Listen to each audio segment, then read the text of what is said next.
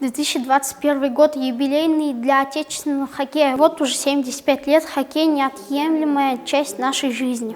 В Национальном музее Республики Башкортостан представлена коллекция атрибутики отечественного хоккея. В витринах и стендах экспонаты в основном посвященные нашему легендарному хоккейному клубу «Салават Юлаев». Здесь внушительная коллекция медали, вымпелы, футболки и значки.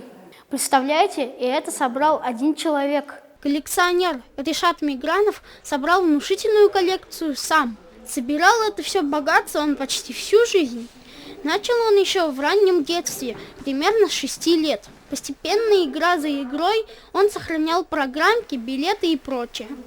Сейчас у него самая большая коллекция билетов в России. У него почти 3000 билетов с матчей. Сколько экспонатов в вашей коллекции? Здесь у меня выставлено около 200 медалей, 1500 значков. Есть свитера хоккейных клубов. Ты, наверное, о них всех слышал. Как вы начали коллекционировать? Никогда не думал, что буду их собирать. Просто покупал значки в детстве, которые мне нравились, хоккейные. А потом уже потихонечку увлекся. Какой у вас самый ценный экспонат? Для коллекционера все экспонаты ценные. Они все родные, все близкие.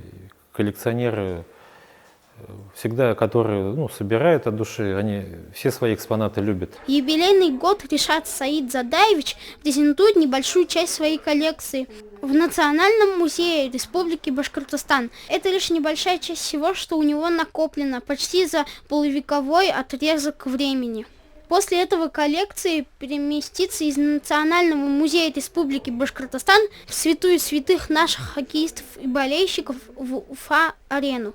60-летие в этом году отмечает хоккейный клуб «Салават Юлаев». Он назван в честь башкирского национального героя. Он является одним из сильнейших клубов России и Европы. И львиная доля экспонатов посвящена ему. Даян Сафин, Рамазан Мусин специально для Горы новостей.